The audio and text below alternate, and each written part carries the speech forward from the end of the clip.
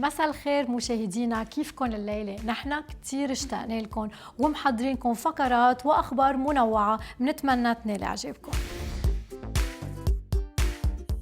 بونسوار كلكم. بحلقة الليلة من هلو بيروت عنا أخبار فنية كتير، جوسبس، إيفنت وكتير غيرهم. يلا نشوف لمحانهم.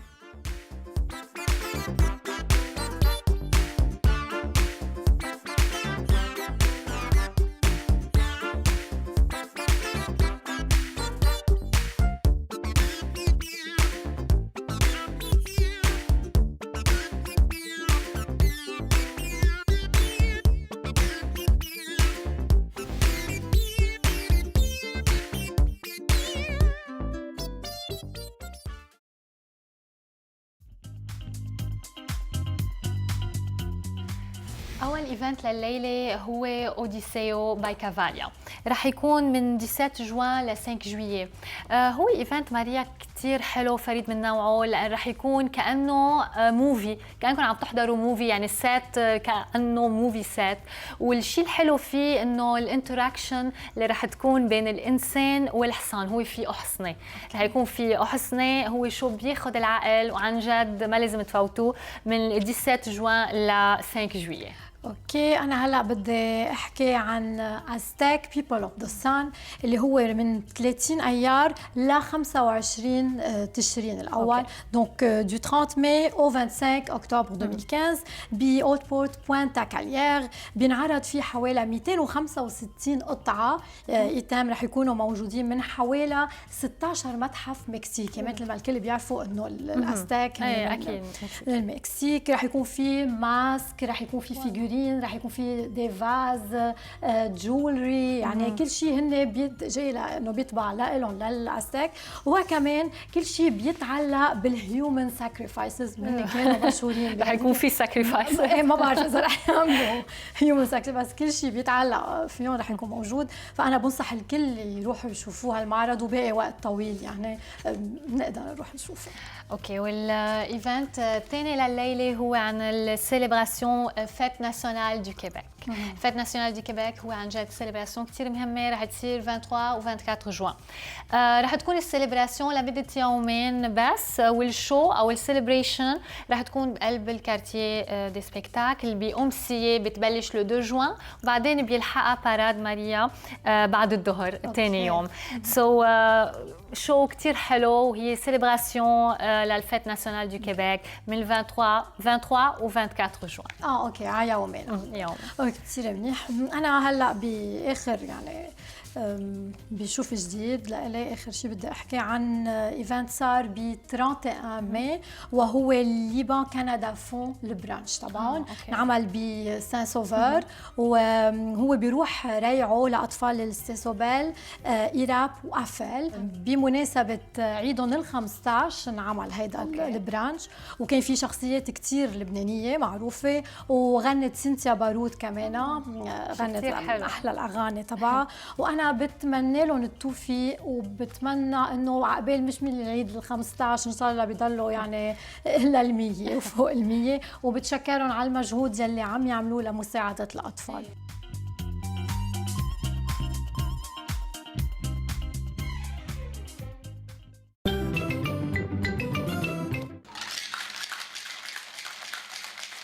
الكوكتيل اللي رح نعمله اليوم كتير سبيسيال، اسمه بيت كيس، لأنه في قصة من وراه.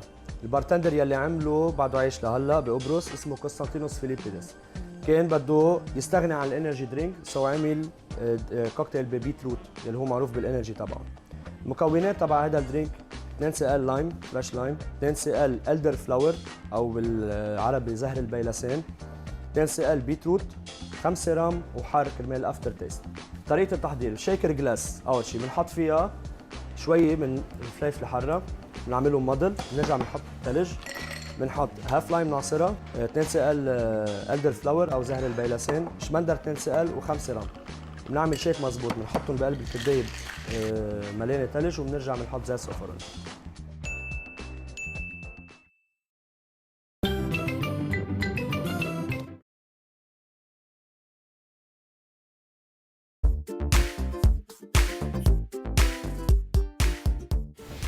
بركوة على النار لليلى بدي أحكي عن المسلسلات يلي رح تنعرض خلال شهر رمضان المبارك، وهن كتار لأنه بيكون في سباق على المسلسلات خلال هالشهر. رح بلش أحكي عن مسلسل مريم، وهو من بطولة هيفا وهبي وخالد النبوي. وهذا المسلسل يعني تميزت فيه هيفا مثل ما هي عم تنزل على الانستغرام دايما، وعم بنشوف بصورها وعلى الفيسبوك بالازياء اللي عم تلبسها. يعني عن جد يعني دايما، بس عن جد بهذا المسلسل لبست اشياء كثير حلوه فيهم الناس يشوفوها على الانستغرام تبع هيفا. وبدي احكي كمان عن مسلسل قصه حب مع نادين الراسي، وهذا المسلسل توقف عرضه بشهر رمضان، ما رح ينعرض بقى بشهر رمضان لانه كان من المفروض انه يكون 30 او 31 حلقه تا يمشي خلال هالشهر، بس تخطى ال 40 حلقه فتركوه لبعد العيد لانه شهر 30 نهار لازم مزبوط، لازم يعني يخلصوا تقريبا باخر نهار او باللي بعده. واكيد في مسلسل 24 قيراط مثل ما كنا بنعرف مع سيرين عبد النور وعابد فهد وماجي بوغصن، وما ننسى مسلسل تشيلو مع نادين نسيب نجام ويوسف الخال. اوكي، انا عندي خبريه كثير مهضومه ومغيره عن قصص المسلسلات وهيك. بدي احكي عن الساندويتش الاطيب بالعالم. من بعد الحمص بطحينه ومن بعد التابوله ماريا رجعنا لبنان اخذ جائزه أطيب ساندويتش شاورما بالعالم. منحت الجائزة لمطعم جوزيف اللي هو بسن الفيل. رشحوه للمطعم، هو السايت تبع No Garlic No Onions. قال أنتوني رحايل هو أحد مؤسسين No Garlic No Onions رشح مطعم جوزيف من دون ما يعرفه. فودي هاب هي بإنجلند، وكان في حوالي 4000 مشترك من حوالي 150 بلد. 150 بلد بين قدام سان دييغو ونيويورك وكاراكاس، يعني كل البلدان، ومنحوا اطيب ساندويتش شاورما. يعني لازم ننزل على لبنان بس ندوق هالساندويتش ونشوف قد ايه يعني سبيسيال. اكيد يلا بالصيفيه الكل لازم ينزلوا. اوكي، انا مثل ما حكينا سابقا عن غنيه عادي لسيرين عبد النور، وقلنا انه الكليب مفروض ينزل، هو اكيد رح ينزل بهالكم يوم. شو رايك نتسمع على مقطع صغير من الغنيه عادي؟ اكيد. شو بدها سؤال؟ يلا خلينا نشوف هالغنيه اللي كثير حلوه. شوف اللي بدك شوف، هدد بنسياني، عملي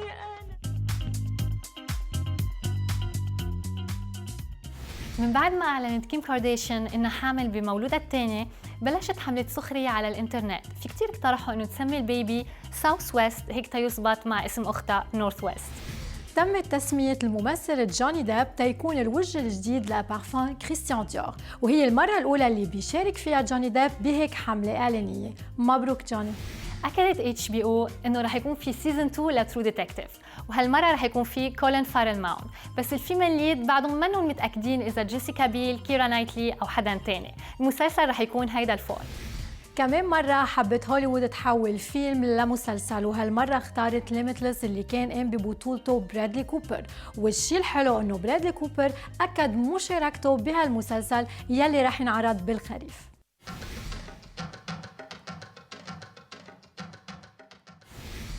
Bonjour, sac passé comme qu'on dit en créole. Hello Beyrouth. Alors aujourd'hui, qu'est-ce qu'on a au menu? On a un plat de griot authentique haïtien avec des bananes plantains frites. Alors, comment qu'on procède? On prend des cubes de porc, on va le mariner avec une épice qu'on appelle le maggi. Le maggi, on peut le remplacer par du bouillon de bœuf, avec un peu de citron, des oignons et des échalotes. Alors, comment qu'on procède? On a des cubes de porc. Alors, la façon de mariner, un peu de sel et poivre.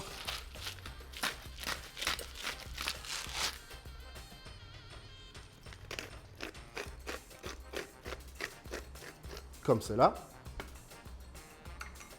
Un demi-citron. Très simple. Alors, comme je vous ai montré, le maggi que vous pourrez remplacer par le bouillon de bœuf.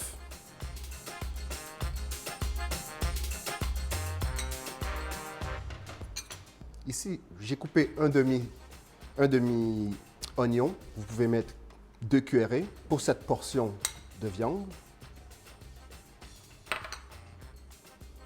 Et de l'échalote. Voilà, comme cela. Très, très simple. C'est une recette de ma grand-mère qui a été passée à ma mère et ensuite à par moi.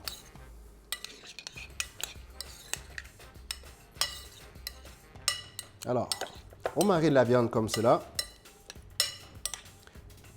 Préalablement, c'est plus facile de la mariner une journée à l'avance et puis de la garder au frigo. Mais ça ne dérange pas. Pour le show de Hello Beyrouth, on va vous montrer comment le faire instantanément. Alors, la banane plantain, la façon de l'éplucher, on coupe les 2 extrémités. Faire attention au couteau.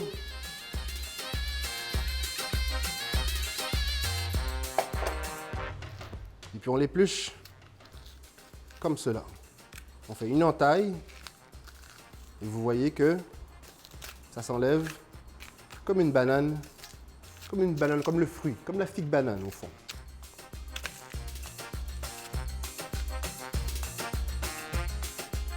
Comme cela. Alors, la façon de couper nos bananes plantains en biseau, comme cela, en gros morceaux. Alors, je dirais que avec une banane, on peut faire 5 beaux morceaux, comme vous voyez. Alors, Beyrouth, on poursuit avec la cuisson de la viande.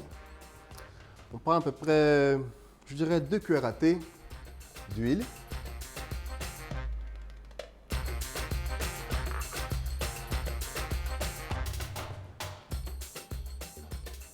C'est une poêle bien chaude. Et puis, on y verse la viande.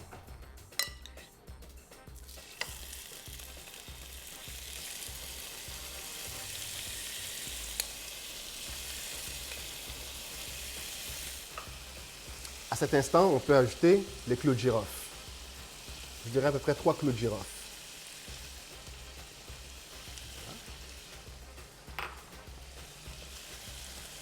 Alors, on laisse cuire. Je dirais à peu près 4 minutes de chaque côté. Pendant ce temps-là, ce qu'on va faire, on va réchauffer la plaque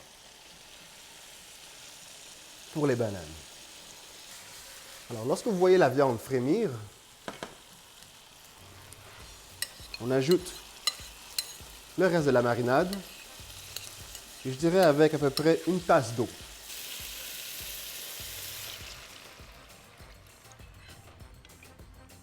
Alors le but, c'est de faire cuire la viande dans sa sauce, dans son jus, jusqu'à ce qu'elle devienne tendre. Alors on le couvre, on va laisser ça à ébullition. Pendant ce temps-là, on prend soin de nos bananes. Alors, je dirais pour les bananes, à peu près 4 cuillerées d'huile.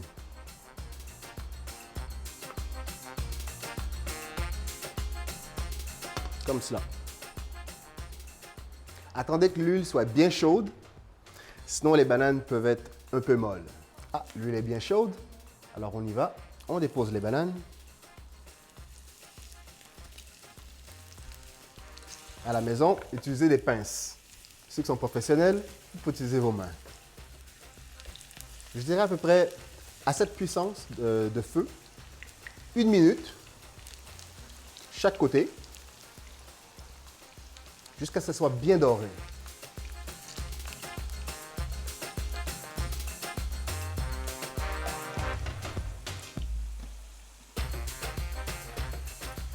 Deux petites assiettes pour les écraser. Je vais vous montrer comment faire. Beyrouth. Ça sent bon. À la mi-cuisson du porc, on ajoute une demi-orange. et juste le jus de l'orange. Comme ça. Alors, on poursuit avec les bananes. Les bananes, très facile. Si on n'a pas un presse-banane, on ne prend que 2 assiettes. Comme cela. On met la banane sur l'assiette. On presse.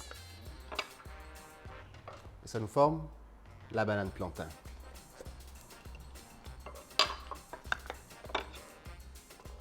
Lorsque c'est terminé, on a tout simplement à prendre les bananes et les remettre dans l'huile.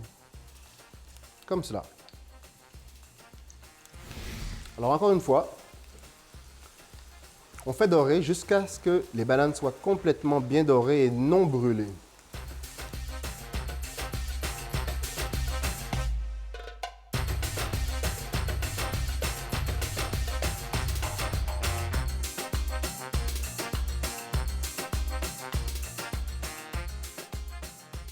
Alors, Beyrouth, à ce moment-ci, on n'a qu'à prendre notre viande et on la réserve de côté pour la mettre au four.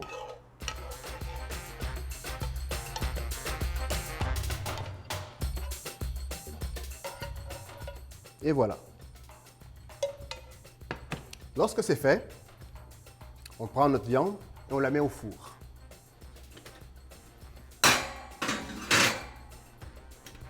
Je dirais pour environ 20 minutes. Pour la sauce, très simple.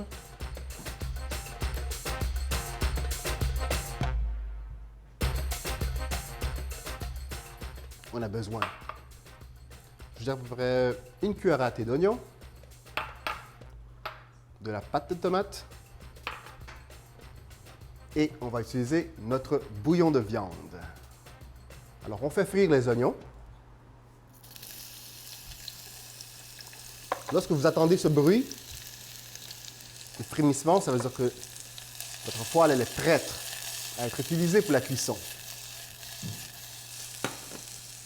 Alors, on fait frire les oignons. On y ajoute cuillère à thé de pâte de tomate.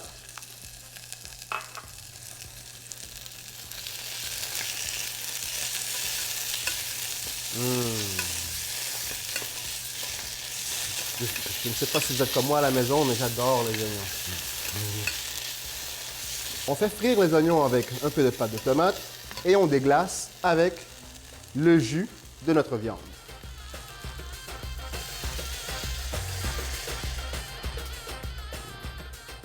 C'est aussi simple que ça à Beyrouth.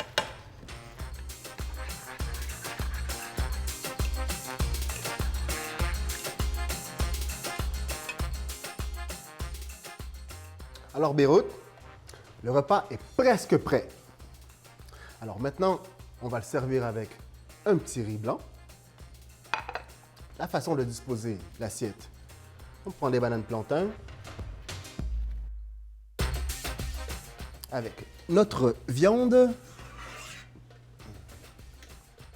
Là là, ça sent bon à la maison. Lorsque la viande atteint la couleur dorée,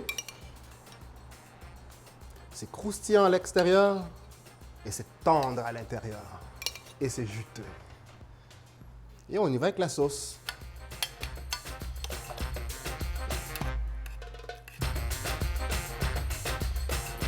Voilà.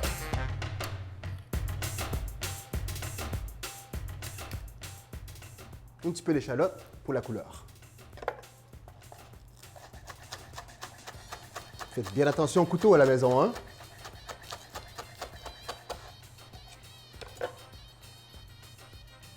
Voilà. Le griot à la façon haïtienne, Beyrouth.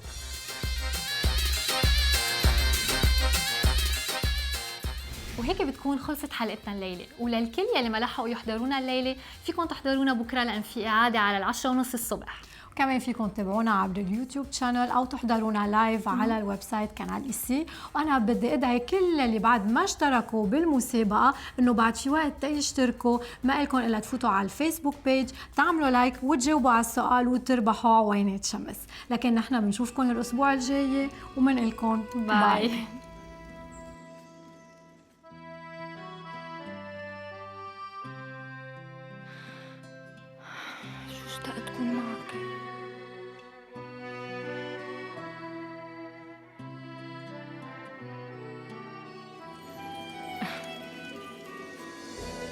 لا، ما قدرت.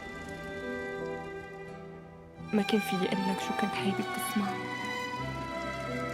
امي، اهلي، جزيره، كيف بدك ياني اتركهم وسافر معك؟ صعب انه كفي الحياة من دونك.